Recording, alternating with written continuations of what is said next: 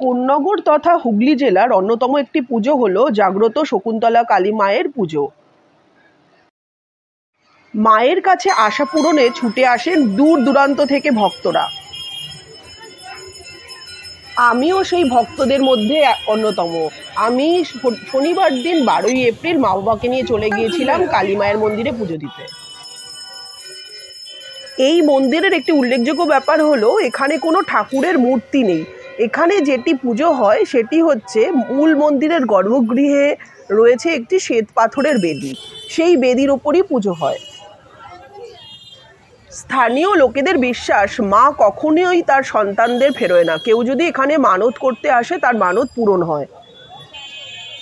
এখানে 26 এপ্রিল বিশেষ রক্ষাকালীর পুজোর আয়োজন করা হয়েছে। বৈশাখ মাসের কৃষ্ণ তৃতীয়া বা তার ঠিক পরেই শনিবার রাতে মায়ের পুজো হয়। তোমরা যদি কেউ শকুন্তলা কালী মন্দিরে পুজো দিতে চাও তার জন্য আমি অ্যাড্রেস বলে রাখি। এই অ্যাড্রেস হলো 79/1 SC চ্যাটার্জি স্ট্রিট, কোন্নগর। আমার মা আর আমি দুজনে পুজো দিতে পেরে খুবই ভালো লাগলো। দেখো আমার মা কত ভক্তি ভরে পুজো দিচ্ছে। মন্দিরে পুজো দিয়ে মনটা একবারে জুড়িয়ে গেল।